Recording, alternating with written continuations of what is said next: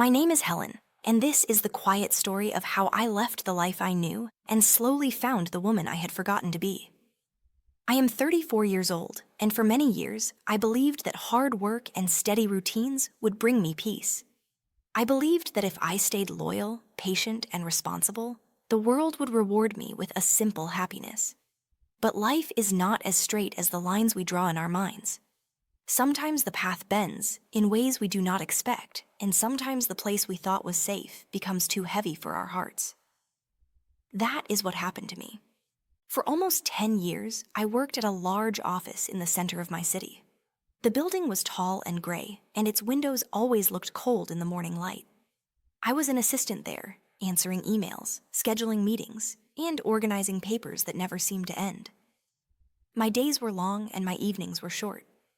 I walked the same path to work, sat at the same desk, ate lunch at the same table, and listened to the same voices around me day after day. There was a time when I believed I liked the routine. There was a time when I told myself that being tired was normal, that feeling unseen was simply a part of adulthood. But slowly, almost silently, a thin sadness began to wrap itself around me. It started as a small feeling, a quiet sense that something was missing. Then it grew heavier, settling into my chest like an invisible weight. I would sit at my desk typing the same messages I had typed 1,000 times before, and I would feel myself drifting far away, as if the life in front of me no longer belonged to me. I looked at my reflection in the office window one late evening and barely recognized the woman staring back. Her eyes looked tired. Her shoulders looked tense. She seemed to have forgotten how to breathe deeply. There were small moments when the truth tried to reach me, moments I ignored because I was afraid of what they meant. I remember one afternoon when my manager scolded me for a mistake that wasn't mine. His voice was sharp, and I felt my cheeks burn with shame. I apologized even though I had done nothing wrong. When he walked away, I sat quietly at my desk and felt tears gathering in my eyes. I wiped them before anyone noticed. I told myself it wasn't important. But deep inside, something cracked softly, like a thin piece of glass breaking under gentle pressure. Another moment came a few weeks later. I stayed late at the office, long after everyone had gone home. The building was silent, and the lights made everything feel cold. I gathered my papers, turned off my computer, and walked toward the elevator. As I stood inside the empty metal box, watching the numbers slowly change, a sudden thought rose inside me so clearly that it felt like a voice. I cannot live like this anymore. I pressed my hand against my chest and felt my heart beating fast, as if it had been waiting for me to finally listen. For months, that thought stayed with me. It woke with me in the mornings, whispered to me during long meetings, followed me as I walked through crowded streets. Still, I did nothing. Fear held me tightly. Fear of losing stability. Fear of disappointing people. Fear of stepping into a life without knowing what would happen next. But each day, the fear of staying became stronger than the fear of leaving. It was a quiet battle inside me, a soft struggle no one around me could see. The decision came on a cold Monday morning in early spring. I sat at my desk, listening to the sound of keyboards and muffled conversations. A single ray of light fell through the window and touched my hands, and I felt a strange calmness settle over me. It was as if the world had paused for a moment, giving me space to choose my own life. I stood up, walked to my manager's office, and knocked on the door. My body trembled, but my voice was steady when I said, "I would like to resign." He looked surprised, then annoyed, but I did not shrink the way I once would have. I simply repeated the words until they no longer frightened me. When I walked out of the building that day, the air felt different, cleaner, sharper, almost new. I took a deep breath, and for the first time in years, it felt like my lungs filled completely. I did not know what the future held. I did not know how I would rebuild my life. But I felt a small flame of freedom glowing inside me, warm and bright, guiding me forward. The first week after leaving my job felt strange. I woke early each morning out of habit, then remembered I had no office to rush to. I made tea and sat by the window, watching the soft light spread across my small apartment. At first, the quiet frightened me. I was so used to noise, pressure, and instructions that I didn't know how to be still. But slowly, the quiet began to feel like a gift I had forgotten to open. I started writing in a small notebook. Simple thoughts, simple fears, simple hopes. I walked through my neighborhood without checking the time, noticing colors, smells, and sounds I had ignored for years. I cooked meals slowly, with care.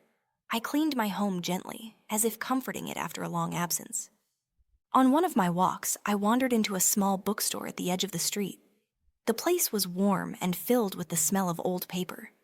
An older woman stood behind the counter, arranging books with tender hands. She greeted me with a smile that reached her eyes. I walked slowly through the aisles, touching the worn edges of novels and poetry collections. Something about the place felt peaceful, almost healing. I returned the next day and the day after, until the woman began to recognize me. One afternoon, she asked if I was looking for work. My heart fluttered softly. I said yes. The job she offered was simple: helping organize shelves, assisting customers, preparing small displays. It did not pay as much as my old job. It did not have a tall building or important meetings or a long list of demands. But the bookstore felt like a place where I could breathe. It felt like a place where I could finally be myself without shrinking, without rushing, without pretending. I accepted the offer with quiet gratitude. Working there changed me slowly. I spent my days surrounded by stories, by people searching for comfort or knowledge, by quiet moments that felt gentle and full. I found myself smiling more often, speaking more softly, laughing without forcing it. Customers remembered my name. Children asked me for book suggestions. The older woman, whose name was Margaret, became a friend, guiding me with her calm wisdom and warm patience. Months passed, and my life settled into a new rhythm, one that felt closer to my heart. I learned that success is not measured by how busy we look or how tired we feel. Sometimes success is simply waking with a peaceful mind and ending the day with a soft sense of belonging. I no longer missed my old job. I no longer missed the woman I used to be. I was learning to like the new version of myself, slower, gentler, more honest. One evening, after closing the bookstore, I stepped outside and watched the sunset paint the sky in soft colors. The air was warm, and a quiet happiness filled me. I thought about the woman I had been, the one who worked late, who cried silently at her desk, who believed she had no choice. I wanted to tell her that she was braver than she knew, that leaving was not a failure, that finding herself again would be the greatest journey of her life. Of course, Shannon, I'll continue the story in the same soft, emotional A1, A2 classic style. Here is a gentle extension that blends naturally into what you already have. As the weeks turned into months, the bookstore became a quiet home for my heart. The days passed slowly, filled with soft footsteps, whispered conversations, and the gentle rustle of pages being turned. I often arrived early, before the sun had fully risen, just to enjoy a few minutes alone among the shelves. I would breathe in the smell of old paper and warm wood, and I felt a kind of peace that I had never known in my old life. The silence did not frighten me anymore. It held me the way a soft blanket holds a child, with steady comfort. Margaret began showing me little things she had learned during her many years in the shop: how to repair fragile book covers, how to find the perfect story for someone going through a difficult time, and how to arrange a display so it felt inviting but not loud. Her lessons were never rushed. She spoke gently, and I followed her movements with attention. I liked working beside her. She reminded me of a quiet tree, strong, calm, and rooted in wisdom. One afternoon she looked at me and said, "You seem lighter these days, Helen."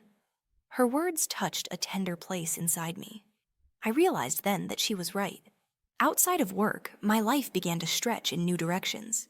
I found more time to visit the small park near my apartment, where the benches were old but comfortable and the trees made soft shapes against the sky.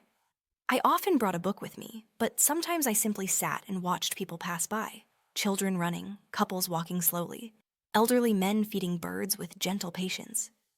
Observing others helped me learn more about myself. I saw how different everyone's lives were, and I understood that there were many ways to live, many ways to find meaning. One quiet afternoon, while sitting in the park, I opened my notebook again. This time, I did not write about sadness or fear. I wrote about hope. I wrote about the small joys I had noticed since leaving my job: the warm light on the bookstore counter, the kindness in Margaret's eyes, the simple beauty of morning walks. I wrote about the strength that had slowly grown inside me, the one I did not know I possessed. When I finished writing, I felt a deep warmth spread through my chest. For the first time in many years, I felt proud of myself. As the seasons changed, I changed with them. In summer, I learned to enjoy slow evenings with open windows and soft music.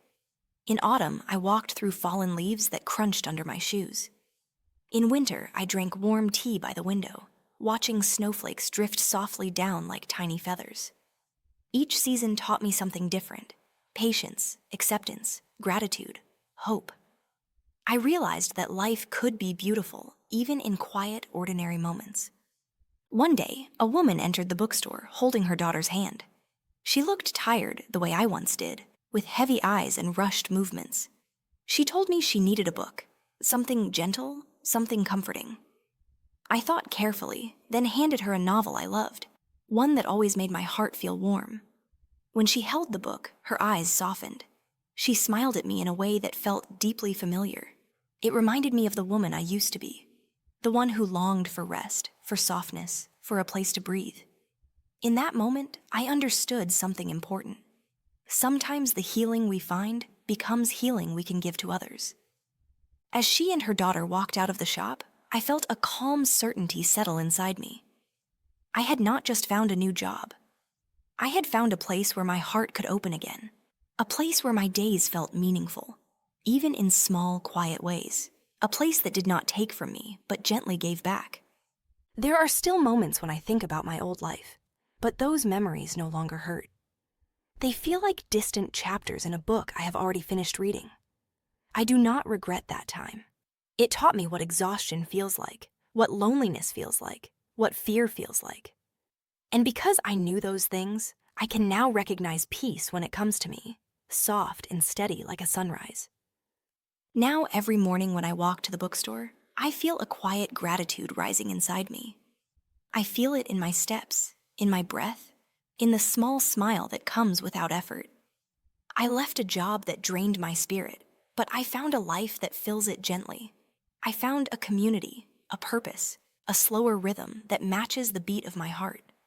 Most of all, I found the simple truth that saved me. Sometimes we must step away from a life that is breaking us to discover the life that was waiting patiently for us all along. This is my story, how I left my job and how, step by gentle step, I found myself again.